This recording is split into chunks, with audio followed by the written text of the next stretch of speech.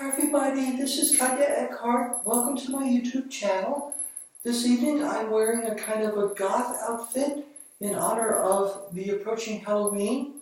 So this is my look for this evening and I hope that you like it. Thank you so much for joining me. I'm very excited because soon Halloween will be here. And tonight what I would like to do is, in the spirit of Halloween, I would like to say a few things about some of the Halloween creatures that people dress up as to celebrate Halloween. But I want to say something about what Christianity has to teach about these particular beings. And when I say that, I mean it not because I want to proselytize anybody or try to convert anybody or anything like that. That would be a decision that you would have to make for yourself. But I thought it might be interesting just to review kind of what mainstream Christianity teaches about things like ghosts or witches or demons, and then maybe some other supernatural beings that don't quite fit into any of those categories. So I just want to have a little fun tonight and do that, and maybe you could see this as just kind of an informative video for those of you who might be curious about that. So let me go ahead and just say a little bit about that this evening. Now, I want to start out with the whole idea of ghosts. So, of course, ghosts are the spirits of people who have died. And so, typically on Halloween, a lot of children, a lot of people dress up as ghosts who are supposedly on All Saints' Eve. They are wandering the earth, these spirits. This is a belief that goes back to pagan times. And so the ghosts are the spirits of human beings who have died, but that are wandering the earth, are haunting the earth. Now, what would mainstream Christianity, whether it's Catholic or Protestant or Orthodox, what would it have to say about ghosts? Well, the important thing to keep in mind there is that from a kind of traditional Christian perspective, there's no such thing as ghosts. Now, why is that? Well, according to Christian theology, and this is kind of the theology of Halloween, let's call it that.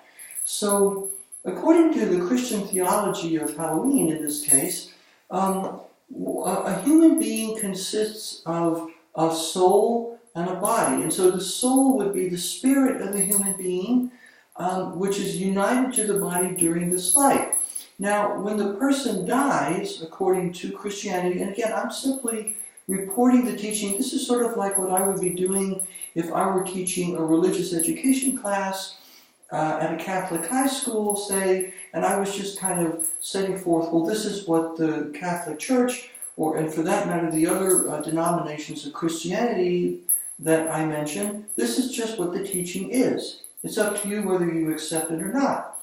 But the teaching is that at death, the soul of the human being is separated from that person's body. And so the person's body is either buried in a grave or a tomb, it may be cremated, but the soul is separated from that, and that according to Christian teaching, of course, the body will eventually be resurrected and reunited with the soul. So the question before us at this point is, well, where is the soul, according to Christianity, after the person has died, but before the person's body is resurrected and the soul is reunited with it? Well, there are really only two, possibly three places where the soul could be. If it's the soul of someone who is blessed and hasn't committed any serious sins at the time of the person's death, or has atoned for any sins that he or she has committed, then that person's soul would be in heaven. That would be a blessed person, and so that's where that person's soul would be. On the other hand, if it's a person who's committed grievous sins that he or she has not, for which he or she has not received forgiveness, then that person's soul would be damned, that person's soul would be in hell. And according to Catholic teaching, most of us are somewhere in the middle, in that, well, when we die, we will not have committed a mortal sin or a serious sin that hasn't been forgiven, but we will have committed other sins that we need to offer some kind of compensation for, or make some kind of restitution for, And so that would be what the Catholic teaching of purgatory has to, that it's about that. Purgatory has to do with where the souls of those people go in order to make restitution before they ultimately move on to heaven. Now the point is, what's the point of all this about ghosts? Well, the point is that from a Christian perspective, the soul of a deceased person is not on earth. It's nowhere on earth. It's either in heaven, or it's in hell, or possibly it's in purgatory, but it would not be roaming the earth in the way that a ghost is traditionally conceived to do. So there, from a strictly Christian perspective, there is no such thing as a ghost. Now I want to come back to paranormal phenomena at the very end of my video, but let's move on to the kinds of supernatural spirits, and in particular evil spirits, that Christianity does recognize. And of course these would be the angels, in particular the fallen angels like Satan and his minions, who in the war of heaven were cast out of heaven when they rebelled against God by Saint Michael the archangel and the other archangels too. And so these evil spirits, these demons, these angels, they are not confined to heaven or hell or purgatory. They have a kind of agency everywhere all over the earth. They have the power to exercise agency anywhere on the face of the earth. And so one way to think about this is, well, how do you exercise agency in your body? Well, if I decide to lift my arm, then immediately I cause my arm to go up, or I can cause myself to move this way, or I can cause myself to move in other ways, but I have direct causal power over the members of my own body. Now, demons are like that with respect to the earth and the creatures of the earth, with certain exceptions. And so a demon can exercise power directly or agency over any part of the earth because God permits that until the final judgment. And so that's something that a demon can do. Now, so if a demon were to exercise agency over something that's not a human being or an intelligent creature, that might be like causing a storm or causing certain kind of weird occurrences. And then when it comes to the way a demon might exercise agency over or in conjunction with a human being, there are two possibilities to consider. One is demonic possession, like in The Exorcist, a very famous movie about that. And the other is where the demon, and in that case the demon sort of overrides the person's will and directly exercises agency on the person's body, basically takes over the person's body and causes the person to do things and engage in all kinds of disgusting and evil behavior. In the other kind of example, the demon doesn't override the person's agency, but allows the person to cooperate with it, maybe strikes a bargain with it, and that's witchcraft. That's where a human being makes a deal or an agreement with an evil spirit in order to gain some kind of supernatural power, whether that's foreseeing the future or speaking in strange tongues, foreign tongues that the person has never learned, or trying to harm somebody from a distance through some kind of supernatural act. That would be witchcraft. And in the history of Christianity, both of those things, the direct exercise of demonic agency over a person, or sort of indirect operation through with cooperation of the person, that is either demonic possession or witchcraft, those two things have been recognized as possibilities within Christianity, ways in which evil spirits can act on the earth in conjunction with creatures, in particular with human creatures. So that's certainly allowed by Christian teaching. Now, I want to make just kind of a side note before, or kind of a digression before I end my video by coming back to paranormal phenomena and things like that.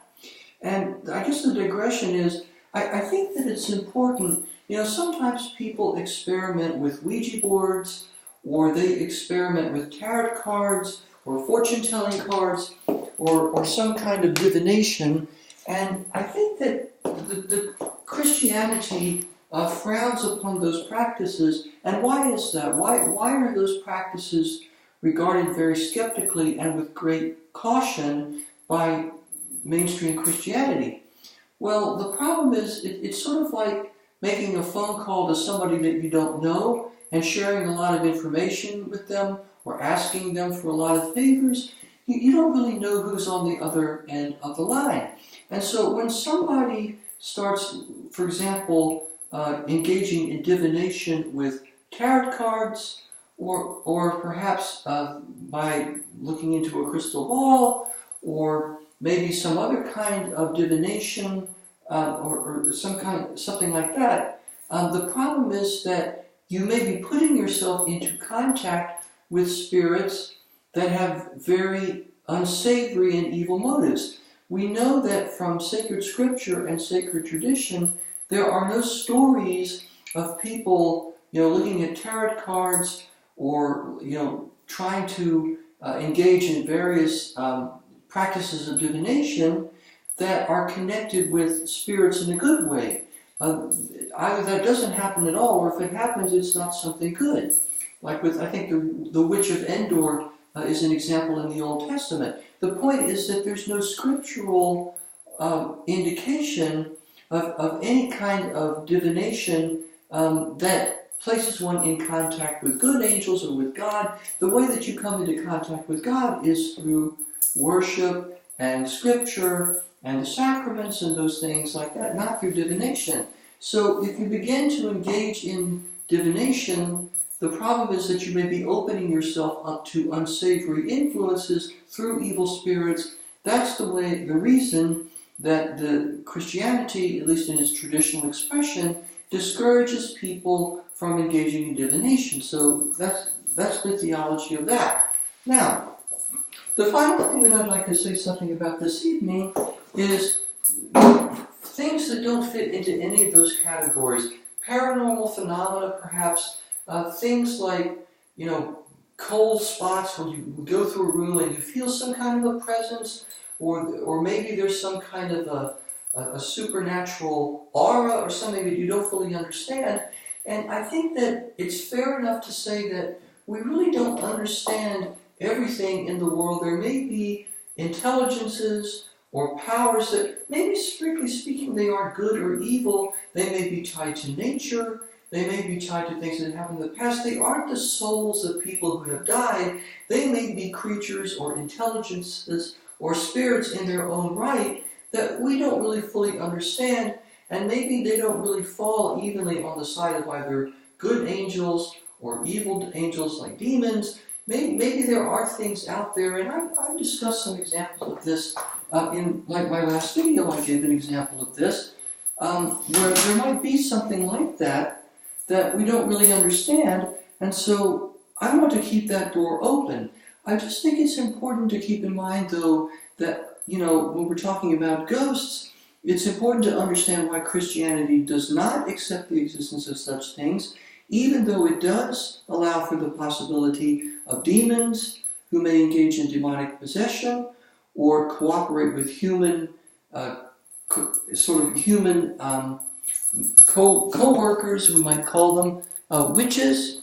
So the possibility of witchcraft, that certainly is countenanced by Christianity.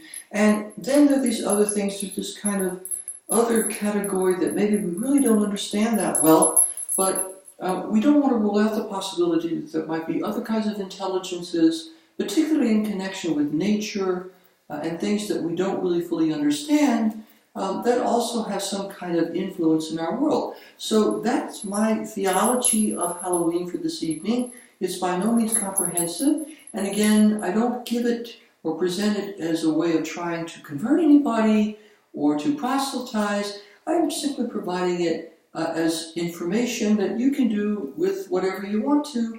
Hopefully you'll find it interesting. But in any event, thank you for spending some time with me this evening. I wish everybody a happy Halloween. It will be here soon. I also wish, as always, everybody a restful and a peaceful and a relaxing good evening.